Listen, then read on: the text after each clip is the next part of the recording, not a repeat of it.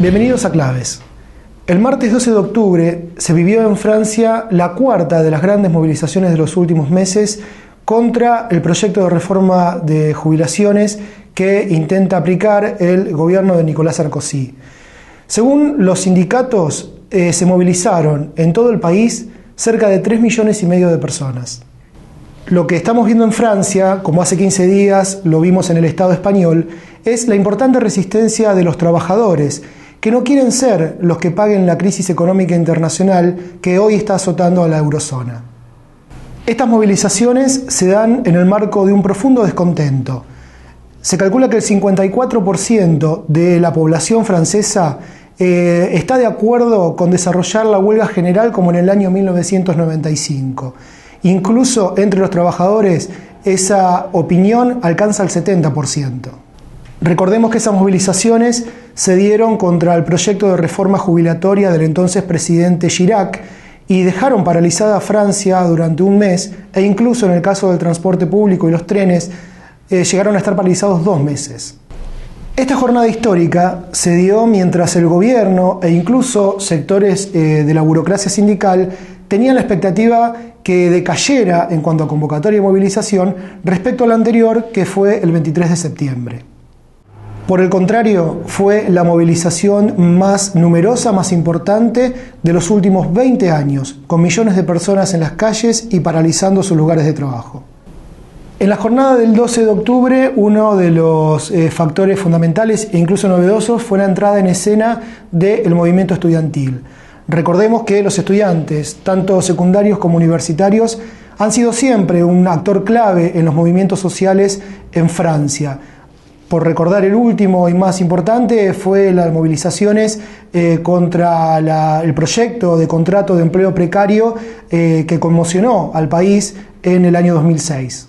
Los estudiantes secundarios participaron activamente de la jornada del 12 de octubre y desde entonces radicalizaron sus medidas, llegando a bloquear 500 colegios e incluso a enfrentarse con la policía.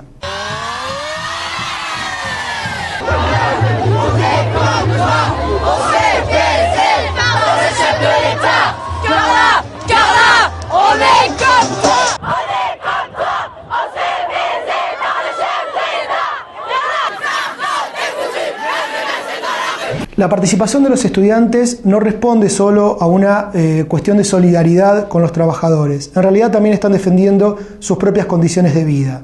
Recordemos que el 23% de los menores de 25 años están desempleados y los que trabajan lo hacen en general en condiciones precarias. Otro elemento que cobra fuerza es la radicalización de algunos sectores claves de la clase obrera que incluso hoy están empezando a plantear el paro por tiempo indefinido.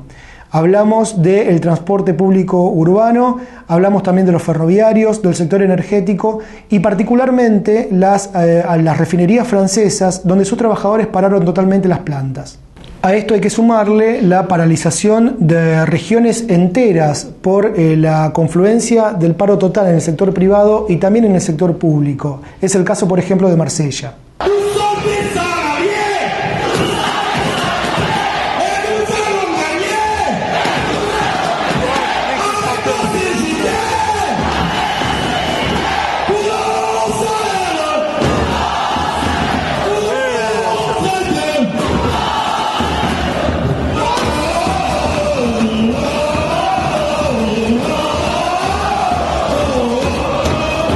Esta radicalización de algunos sectores de la clase trabajadora en algunas regiones empieza a dar una señal de alerta a las direcciones burocráticas.